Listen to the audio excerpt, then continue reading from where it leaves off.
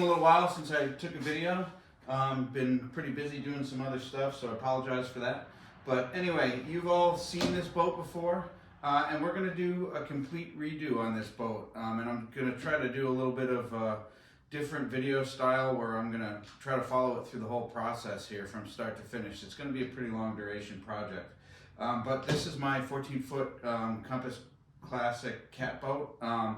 And all of the wood is just in rough shape. It came rough shape when I bought it about 3 years ago, and I've been using it, but it's now time to redo it. So, and if you go back to an older video, you'll see that I already replaced some of this rub rail, and it's done pretty well, but on other sides of the boat, it's starting to really show its age and rotten. And actually, there's a couple places inside the interior that has some mushrooms growing on it too, so it's well beyond. So I bought the material to replace all of this, and then hopefully make it look new. I also have a plan to resurface these decks, so it should be a fun project. It's a cool classic style boat, so it'll sort of be sort of like a restoration. So different than what I've done before, a little bit mechanical before, so this is going to be definitely more craftsmanship. Hopefully you'll enjoy it. I bought material here. Because of price, I thought about doing it in mahogany. I thought about doing it in, the original boat is white oak, and this is actually white oak. A little bit harder to work with, but I can get it locally cheaper at a local mill. And you can see this is rough sawn stock, so for about $100, which is pretty good, I can replace all the material on this boat, but it's going to take me quite a bit of work. I'm going to have to turn it into this rough stack, into this molded half round rub rail, and then this is 3/8 inch thick, so it's going to be a little bit of a project to get it there, but definitely most cost effective way to do it. Very nice clear grain, not a knot in any of these pieces that are in front of me, so it's definitely worth doing it this way. And even though mahogany would have been a little bit easier to work with, this is going to be replacing exactly what the boat had originally. So we'll start from the beginning here. Today I'm going to start milling this piece up, so I'll talk through it, skip over the boring work of me doing it, and you'll see how I'm going to turn this today, hopefully, into this material, 16 feet long to run across it. So you'll see this is the material that I want to replace. It probably doesn't look that bad in the video, but as you get a little bit closer, skirt's getting checked up. It's very heavily stained. It's stained that dark color versus the natural white oak because it was so stained when I got it. It was actually all painted green like this when I got it. I don't know why they did that, but maybe to not save themselves from the varnishing, but it has to be replaced if I want it to look good. The other thing too is if you go, back here, it's very loose, and if you go back into the corners, I don't know if you can see that, it's split up right here, and there's really nothing I can do to glue it and piece it back together. I've actually already done that, but you can see the boat's kind of a mess right now. I'll zoom out for you, but really simple, classic gaff rig style sailboat. There's the mast and the boom and the gaff up on that wall over there.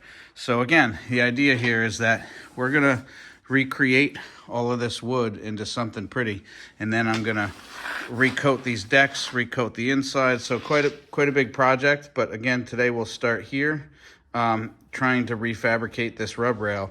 Go back about 1.5 years of episodes and you'll see me making this piece that actually held up pretty well.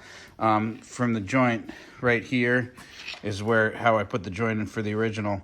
But we're gonna take all of this off, replace it with new, and we're gonna do it from this stock right here. You can see clear grain, white oak, about 2 inches thick, and I'm gonna turn that into that rub rail. Okay, the first thing I'm gonna do is measure the total width of this stock before I cut my other material. So this sticks out of the boat, I guess I'll do it your side, about 3/4 of an inch. It's actually a little bit less, but I'm just gonna take it a couple different areas here because I'm just going by eye. It's a little bit less, but I'm gonna measure for 3/4 because I'm gonna lose some material when it comes to shaping it. So about 3/4 of an inch in depth, and the height is about, we'll do it this way. I'm just doing it by eye here. It's about 1 3/8 inches. So I'll make it 1.5 inches. Now I'm gonna figure this out on the piece of white oak to get my measurements to cut. I don't know if you can see me, but I'm hunched over a little bit here. You can see I've got a long length of material. This is over 16 feet. It's almost a 17-foot piece. I'm not going to run that through my table saw, especially through this heavy stock. Even if I had another person, which I don't today, it just wouldn't work right. It would bind up on you. You'd never get a good cut. So I'm going to actually do it with my circular saw. I do not. They make, of course, a fence that I could just zoop run along the side of it to keep that steady and straight. I don't have a fence piece. And I don't know. I don't use my my circular saw that often with ripping like this to make it. It's just not that it's that expensive. Just too lazy to go down and get it. But anyway, what I'm going to do is I have a scrap piece of trim here, just molding, and I'm going to set up a fence with that molding. And I've got just simple finish nails that I'm going to measure this up and tack it. Again, I want this to be the face of, because of the direction of the grain, I want this to be the face of that that gunnel, or I guess you'd call it a gunnel or rub rail on the boat. So I'm gonna get my thickness. I got 2 inches thick, so I got plenty to get that 3/4 of an inch depth out that. And then so my total height, when I measured before, I said the height was about 1 inch, a little bit more, a little bit less than 1.5 inches. It was 1 3/8 inches. So I'm gonna cut that 1.5 inches this way, and that's my height, or my, the standing height of that trim that goes all the way around the boat. So what I'm doing now is I'm just gonna calculate the thickness that I want the cut to mark my line, and then I'm gonna measure the thickness of my fence on my saw, and then tack this into place, and that'll be my running fence all along the piece, just like one of the track saws that they make. This is just a quicker, cheap way to do it with the saw that I have. So that's what I'm going to be putting together right now, and I'll get you back on the camera after I'm all set up. Okay, I'm going to set my first pass half depth because this is really hard material, and just thought it'd be easier on the saw and on the blade if I'd go half and then run it back again and get the full length.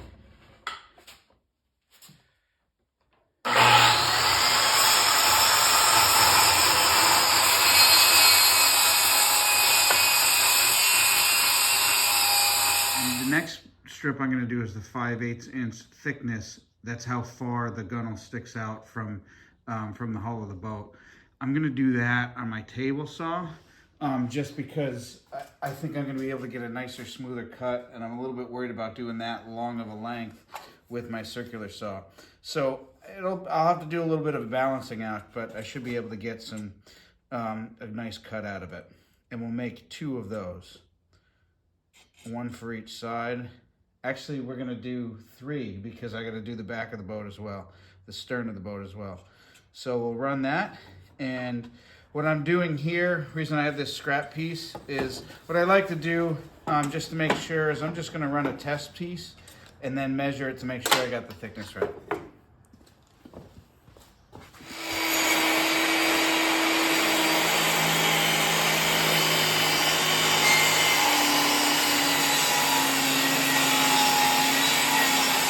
Material pre-cut and ready to go. I've set up, hopefully correctly, we'll see how it passes through my router table to be able to do one side of the half round. So let's see, and I have this block set up so that I can feed it easier. It's gonna get a little tricky when I get that long 16-foot length. I'm gonna have to maybe grab Luke on this one and see if he can help me, but let's see how this gets going. I figured something out, which I don't quite know. I'm gonna have to do some research on this, but the way that this router table is set up, and maybe this is a normal thing on tables because I usually just use a hand router on hand, but when you put it into the table, it's actually spinning the blade backwards because you're putting it upside down and the direction of the cutting blade is going in the wrong direction, and that's why it was pulling on me before. So this is not what I want to do, but it's makes the best out of the material. So I'm going to make this work, but I'm sure there's something that I don't know that I should learn about. But so if I feed it through backwards on the table, it does a pretty nice cut. And I've got these blocks set up so I can hold it in place, flip it around, and do the other side. So I'm going to give this a go.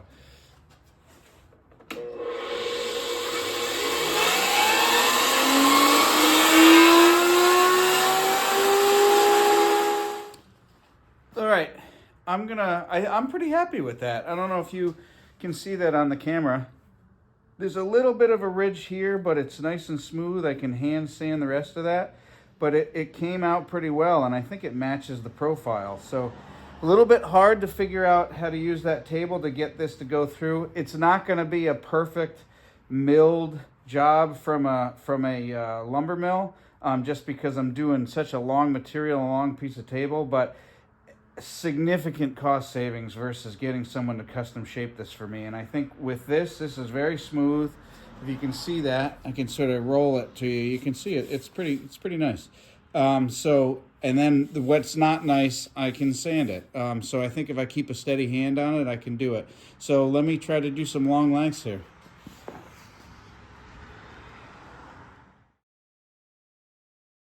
See what I did, but I created sort of a box to push the material through, and it actually has helped out very well because it helps me from stopping it from kicking out. Let's give this a go here.